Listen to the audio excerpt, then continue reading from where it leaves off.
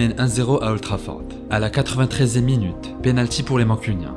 Bruno s'empare du ballon, mais Emiliano insiste lourdement pour que Ronaldo le tire. Finalement, c'est bien Fernandez qui s'en charge. Sauf qu'entre-temps, 10 buts étaient déjà entrés dans la tête de tout le monde. Fernandez qui va s'élancer et qui envoie ce ballon au-dessus.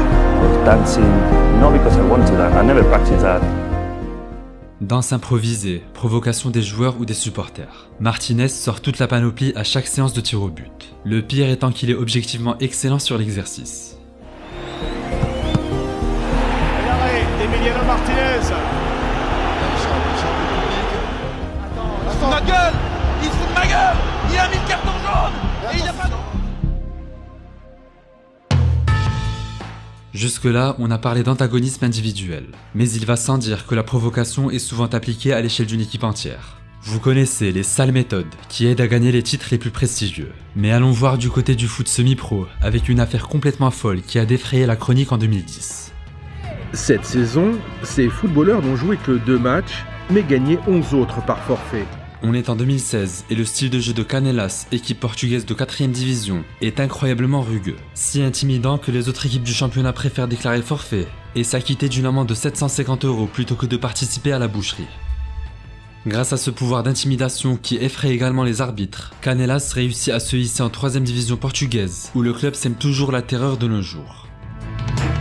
Dans le foot professionnel du 21e siècle, il y a un joueur qui s'est rapproché de cet état d'esprit antisportif. Un très grand défenseur par ailleurs, mais qui perdait souvent la boule. Kepler Lavera Lima Ferreira, surnommé Pepe. Dès son enfance, le Portugais développe un caractère bien trempé, en jouant avec des garçons plus âgés que lui.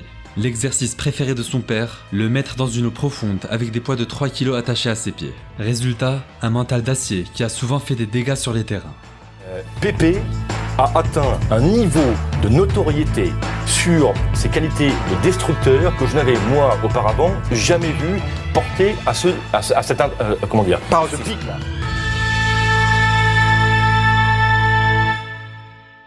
Do you think there's anything autistic in you that makes you bite? No, no me dice nada. Capaz que hay gente que tiene diferentes maneras de defenderse, ¿no?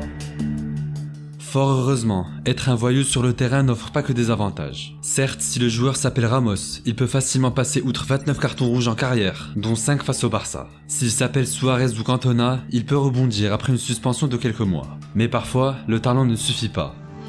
Il a dit Laurent Blanc, il fait souvent la folle ou pas? C'est une fiotte.